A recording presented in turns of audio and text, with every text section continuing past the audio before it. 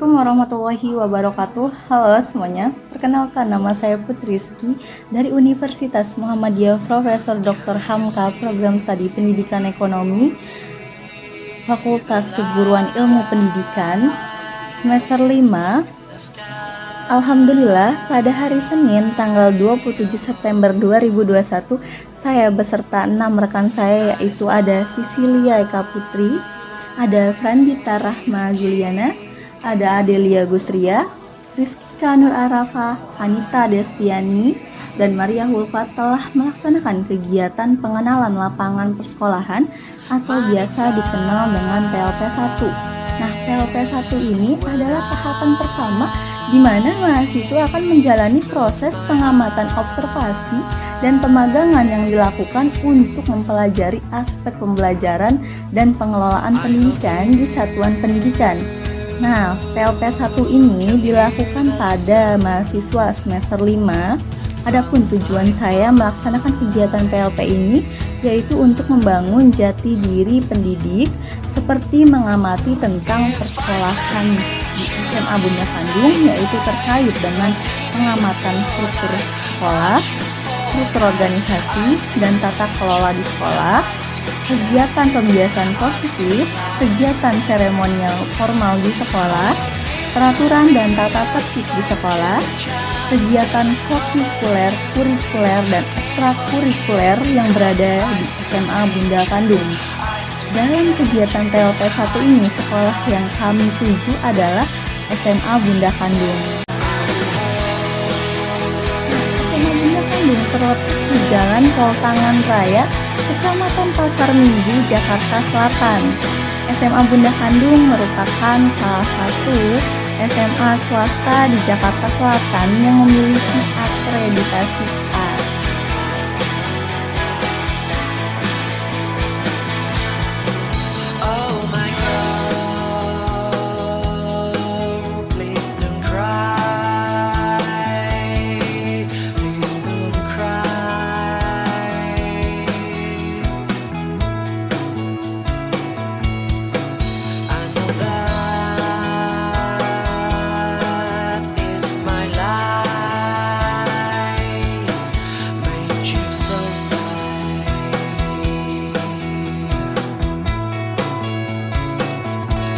Kami berkesempatan mewawancarai 3 narasumber, yaitu yang pertama dengan Wakasek Bagian Kurikulum SMA Bunda Kandung, yaitu Bapak Zaini Dahlan, dan yang kedua yaitu Guru Kamong 1 Ibu Marisalina, dan yang terakhir Guru Kamong 2 yaitu Bapak Saifullah.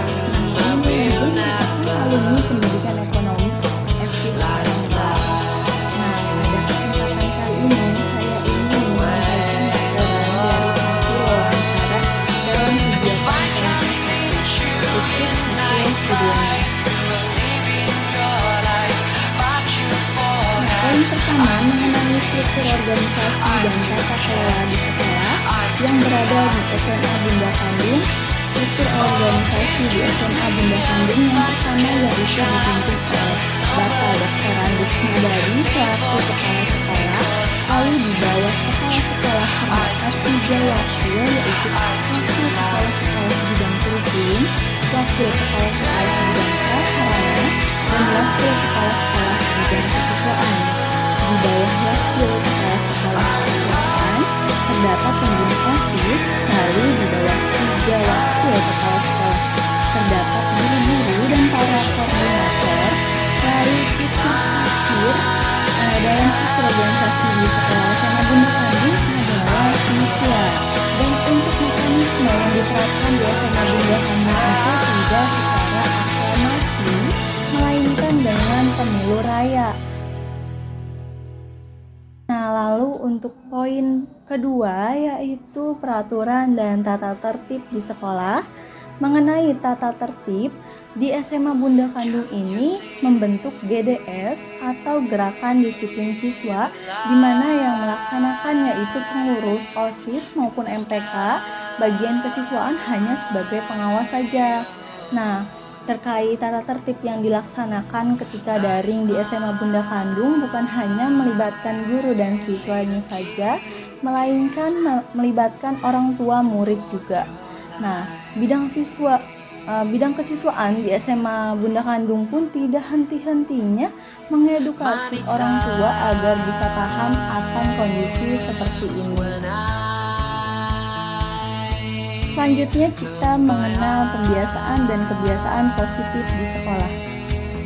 Ketika sebelum pandemi, banyak pembiasaan yang diterapkan di SMA Bunda Kandung, seperti menerapkan 3S, salam senyum sapa, datang tepat waktu pukul 6.30, dan untuk yang beragama Islam itu ada kegiatan tadarus Al-Quran beserta Asmaul Husna, dan untuk yang beragama selain Islam itu ada kegiatan Roh Kris atau Rohani Kristen.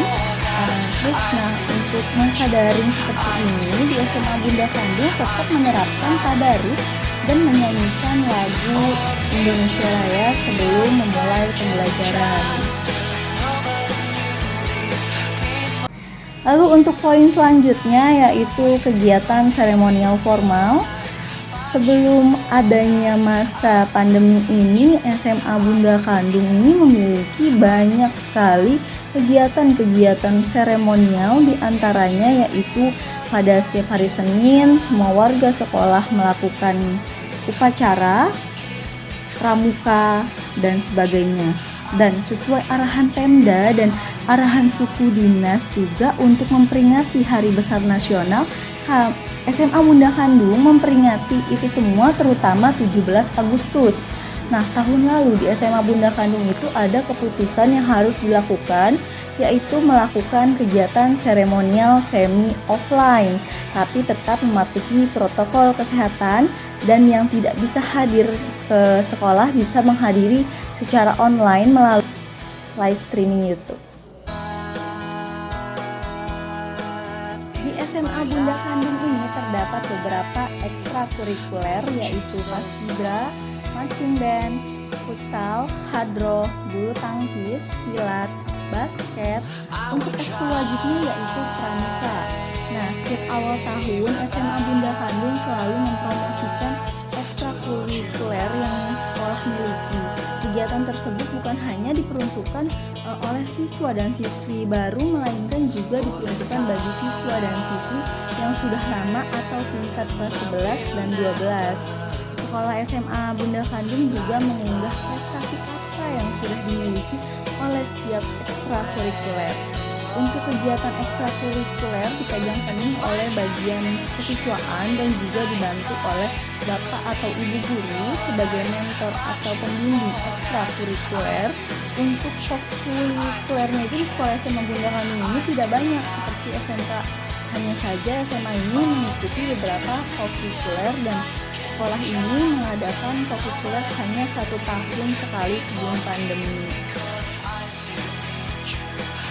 Selanjutnya yaitu karakteristik peserta didik.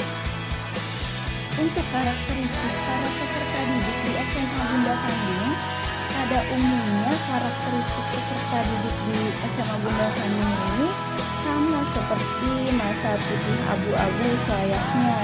Mereka ingin berkreasi, ingin berinovasi, ingin dihargai, ingin diperhatikan, dan sebagainya. Nah, untuk itu SMA Bunda Kandung telah mewadahi dan terus dikontrol. Para peserta didik di SMA Bunda Kandung ini masanya mencari jati diri. Jadi guru-guru di SMA Bunda Kandung ini harus terus mengontrol itu semua gitu.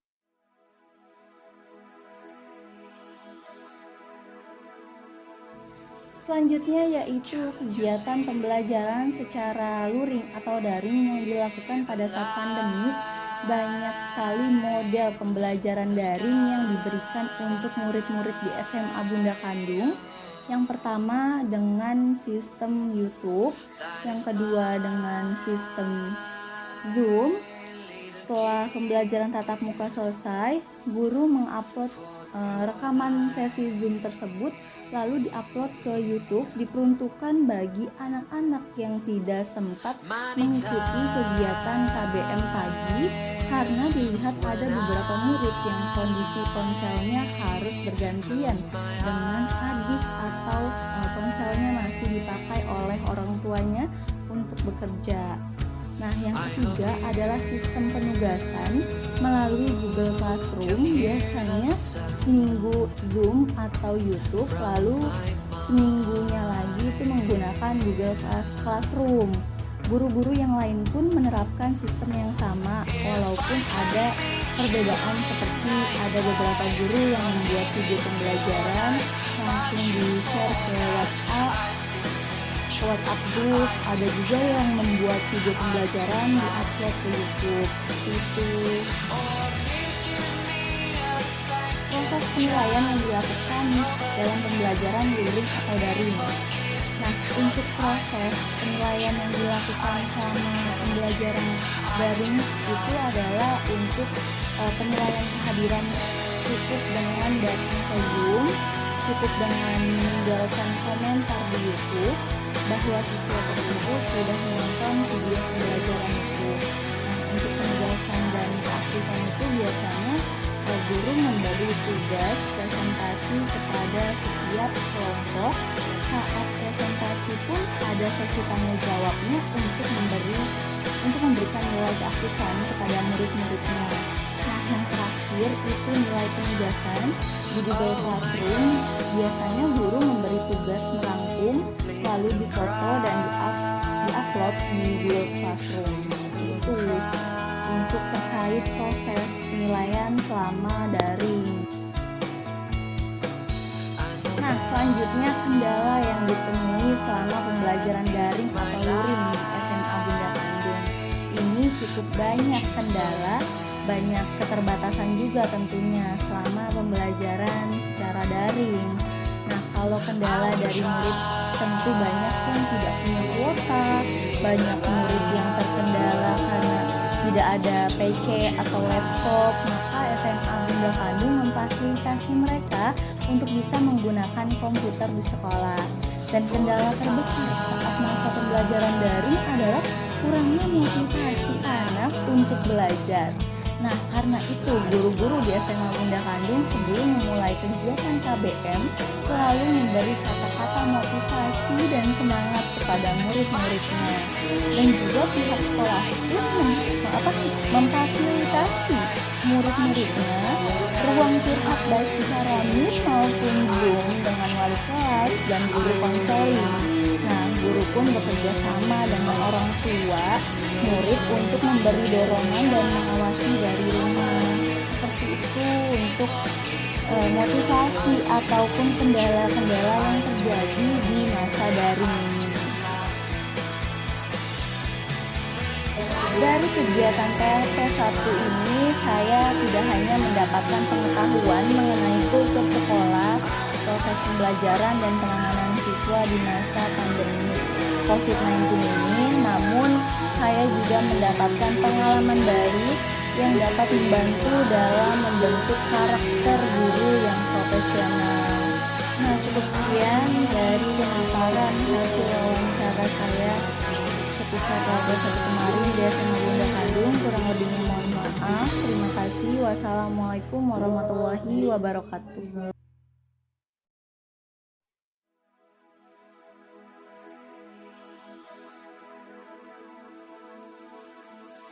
Can you see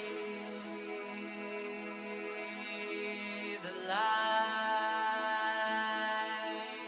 in the sky?